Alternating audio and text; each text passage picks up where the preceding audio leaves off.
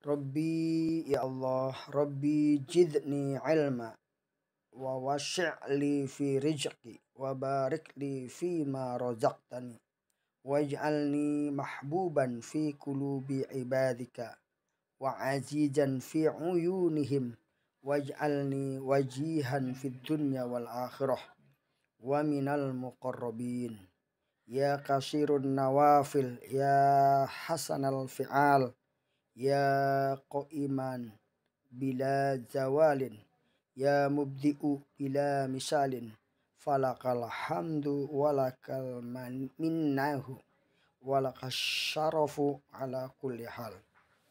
Alhamdulillah, pada kesempatan kali ini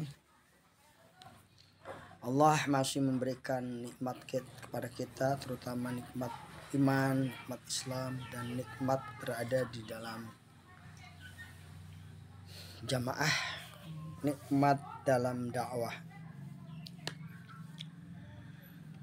Nikmat dalam berdakwah ini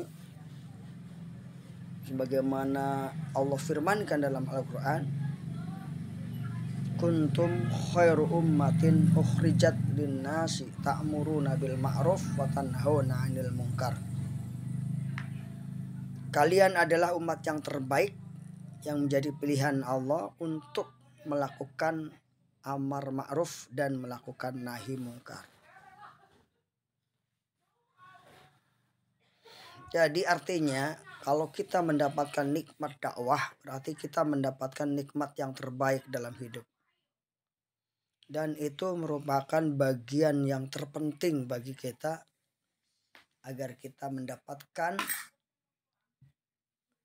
kebaikan-kebaikan Allah di akhirat kelak.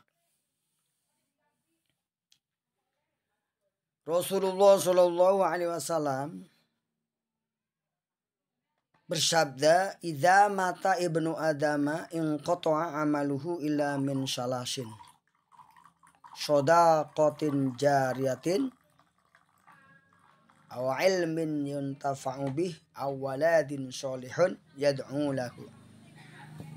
Apabila manusia atau anak Adam meninggal dunia, maka terputusnya segala amal kecuali 3 perkara. Sholat kita terputus kalau kita udah meninggal. Sedekah kita langsung terputus kalau kita sudah meninggal. Ngajar kita terputus.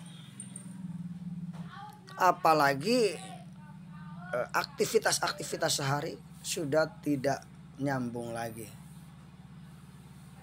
Tetapi kita sebagai orang yang cerdas adalah orang yang mengingat kematian. Al-Qaisu ad-Daqiyu. Orang yang cerdas adalah orang yang mempersiapkan kematian atau masa depan.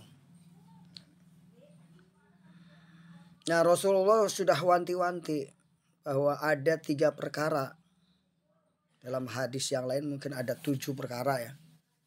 Di sini ada 3 perkara yang amalnya tidak akan terputus walaupun sudah meninggal. Maksudnya adalah pekerjaannya terputus tapi pahalanya tidak terputus. Kita udah nggak lagi melakukan apapun tapi pahala masih mendapatkan. Yang pertama adalah sedekah jariyah. Seperti misalnya kita melakukan infak untuk Palestina. Selagi Palestina berdiri sampai hari kiamat, infak kita sudah pernah, insya Allah mengalir terus pahala kita. Gitu. Atau infak untuk pembangunan sarana ibadah seperti masjid, musola atau jalan umum. Gitu. Yang mana manfaatnya itu kekal gitu. Atau madrasah atau majlis taklim gitu. Selagi manfaatnya itu kekal maka pahala mengalir terus, insyaallah. Termasuk kata Ustadz Adi Hidayat yaitu sedekah Al-Quran. Jika Al-Quran itu masih dibaca, apalagi dihafal sama penghafal Quran, dipakai Quran kita melekat, kita akan mendapatkan pahala yang mengalir katanya. Itulah orang yang cerdas ya. Orang yang cerdas adalah orang yang memikirkan kematian dan berbekal sesuatu yang terus mengalir. Makanya ketika kita mengeluarkan atau kita mendapatkan harta, maka tugas kita adalah menghitungnya untuk dikeluarkan. Zakat, infak, sedekahnya. Yang kedua, yang menjadi bekal seseorang itu hidup terus mendapatkan kiriman pahala adalah al-ilmu yuntafa'u bihi, yaitu ilmu yang bermanfaat. Makanya kita dianjurkan oleh Rasulullah untuk memilih di antara 4 bagian. Yang pertama, kun aliman, jadilah kamu orang yang ngalim atau orang yang mengajarkan ilmu. Au muta'aliman, kalau nggak mau atau kalau nggak sanggup, ya jadilah kamu orang yang menuntut ilmu. Au mustamian, atau orang yang mendengarkan ilmu. Au muhibban, atau orang yang mencintai ilmu. Wala takun khomisan, jangan jadi orang yang kelima. Belajar nggak mau, ngajar nggak mau, ya, mendengarin nggak mau, malah membenci, menghalang-halangi dakwah. Jangan seperti Abu Jahal.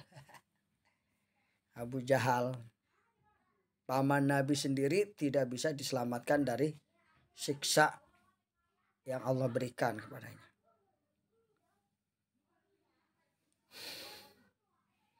Yang terakhir adalah kata Rasulullah, yaitu orang yang memiliki anaknya menjadi anak yang soleh. Yang mana ciri anak soleh itu adalah mendoakan kedua orang tuanya. Tapi kalau anaknya udah meninggal, putus juga. Anaknya belum meninggal ngedoain kita udah meninggal maupun belum meninggal, ngedoain sama kita, itu yang dapat pahala terus. Maka Rasulullah suka kepada orang banyak anaknya ya. Begitu. Iya, karena dia bangga nanti dia katanya umatku banyak katanya. Gitu. Maka dalam pernikahan pun kita dianjurkan carilah orang yang wadud katanya. Wadud itu yang banyak keturunannya. Tapi sekarang banyak dibatasi ya, adanya KB, adanya ini. Justru itu umat Islam itu dianjurkan banyak keturunannya. Supaya apa? Supaya generasi kedepannya tidak kehabisan ya. Makanya ada pernikahan. Pernikahan itu dalam rangka memelihara 5 hal. Di antaranya adalah memelihara harta, memelihara agama, memelihara nasab ya. Kemudian memelihara hukum serta memelihara aturan-aturan Allah ya. Maqasidus syariah itu. Tujuan daripada adanya syariah adalah salah satunya itu tujuannya. Supaya bisa memelihara nasab. Kalau tidak nikah kan nasabnya ke siapa? Terputus nasabnya. Nasabnya ini apa? Anak angkat. Anak angkat. Jadi juga bukan nasab itu ya. Bukan nasab. Anak hasil zina aja kan nasabnya terputus, nggak boleh dapat waris. Dia hanya kepada ibunya katanya. Itu pun secara biologis ya. Secara agama belum sah, maka tidak mendapatkan nasab yang benar katanya. Nah, jika kejadian-kejadian seperti itu, maka perempuan dilarang poliandri gitu. Karena suaminya banyak. Karena kalau poliandri itu ini nasabnya kemana, bapaknya yang mana gitu. Terus DNA. Kalau laki-laki boleh poligami gitu. Karena untuk menambah keturunan tadi. Kalau mampu ya. Kalau nggak mampu ya cukup 1. Dan poligami itu juga kalau khawatir gitu. Khawatir sebenarnya di sana kan ada seorang janda gitu ya, anaknya banyak. Harus diselamatkan maksudnya. Gitu. Iya, Pak. Iya kan? Harus diselamatkan maksudnya. Gak ada bapaknya, siapa yang mau menanggung gitu. Meninggalkan Perawan yang nggak nikah-nikah. iya Tua. berat. Susah. Ya Nggak berani. nggak berani ya. Nggak berani bisa adil dan nafkahin ya. Betul. Satu aja udah pusing. Ya mudah-mudahan kita bisa berlaku adil ya, terutama terhadap waktu untuk dakwah ini gitu. Jangan sampai waktu kita habis untuk uang, karena uang berkata kejarlah aku, lupakan yang lain, gitu kata uang. Iya bener. Kejar-kejar semakin jauh. Iya. Makin habis. Lupa aja umur udah tua. Iya.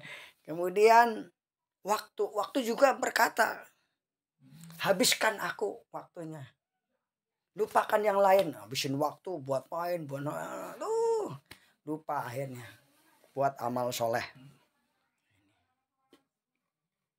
Nah begitu juga umur gitu. Umur juga seperti itu, mumpung masih muda habiskan buat ini. Ntar kalau mau mati tobat itu belum tentu kan. Belum tuh tobat. Maksiat.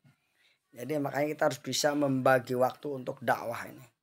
Karena dakwah ini akan memelihara diri kita, keluarga kita, dan juga orang lain gitu.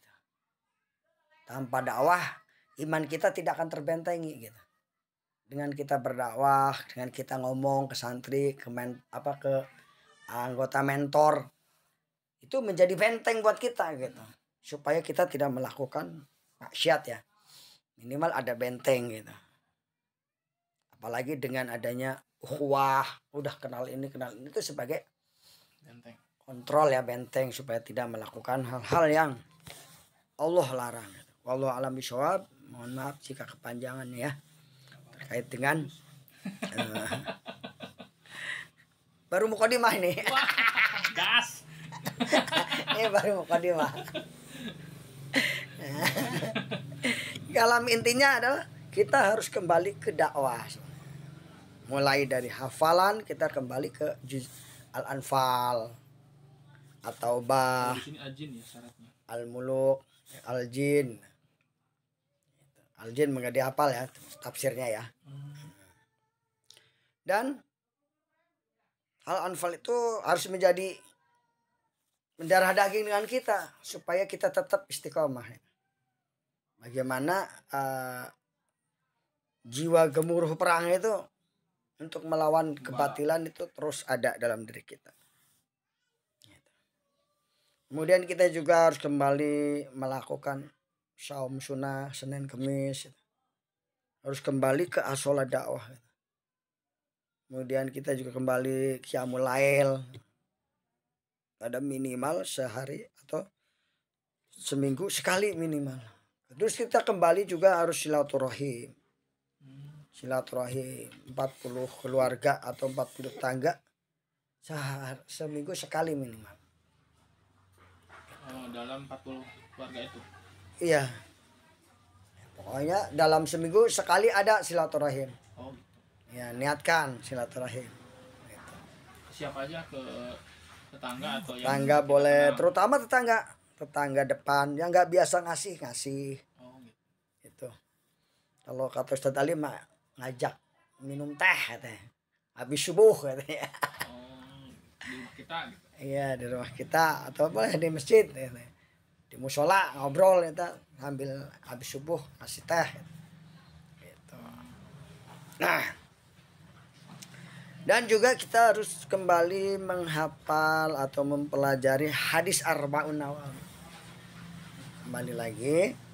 Nah itu 1 minggu sebulan sekali. Sebulan sekali itu ada hafalan hadis. Ya, sebulan sekali ada hafalan Al-Quran. Jadi minggu terakhir hafalan hadis, minggu ketiga itu hafalan Quran. Ditandai harus dikasih tahu Mm-mm. Dapatkan. Nanti dikirim ya itunya ya, foto-fotonya ya, materi yang kemarin itu. Kalau bisa di print, Tempel. dibagiin ke hal. Oh, di print di bagian. Iya. Nah itu juga yang tadi untuk diisi ya. Kalau mau diisi, kalau bisa di print dulu baru diisi gitu ya. Diisi masing-masing. Karena kita kan nggak tahu ya. Amalannya umnya itu. Tadi Pak Haris perasaan udah ngirim itu. Cuma memang beda ya itunya, isi-isinya bukan gitu. untuk kenaikan level. Nah itu Sebagai laporan. ya rapot. Nanti saya serahin ke panitia.